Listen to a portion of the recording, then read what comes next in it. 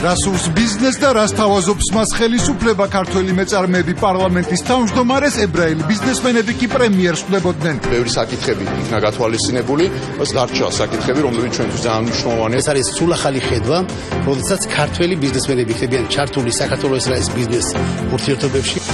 ინვესტორებს ასევე თავაზობთ მყარ სუვერენულ ბალანსს, ლიბერალურ საგანცხადო სისტემას, რაც გულისხმობს დაბალი გადასახადების მხოლოდ 6 ფიქსირებულ ტიპს.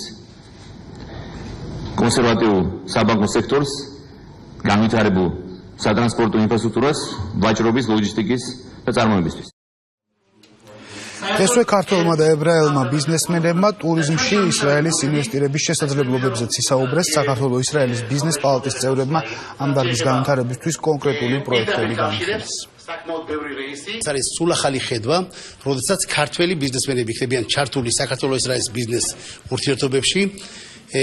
ჩამოსული არიან თურქეთიდან, იტალიიდან, დუბაიდან, ისრაელიდან ისე ინვესტორები. ამ წელს იქნება დაგეგმილი 3 ბიზნეს ფორუმი, მაისში იქნება იერუსალიმში, მის შემდეგ იქნება 2 იქნება თბილისში და ჩვენ წლის ბოლოს უკვე წარმოვადგენთ იმ კონკრეტულ ინვესტიციებს, რაც მოხდება საქართველოში. დავაინტერესეთ ისრაელელი ბიზნესმენები საქართველოს ტურიზმის ინდუსტრიაში ფულის ჩადებით.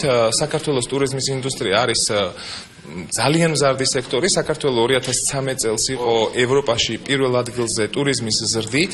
ეს ეხებოდა ტურისტების რაოდენობას, ეხება სასტუმროების დატვირთვის კოეფიციენტს, ეს ეხება შემოსავლებს მიღებულ ტურიზმს. რა თქმა უნდა, ეს ინვესტორებს არის ძალიან საინტერესო.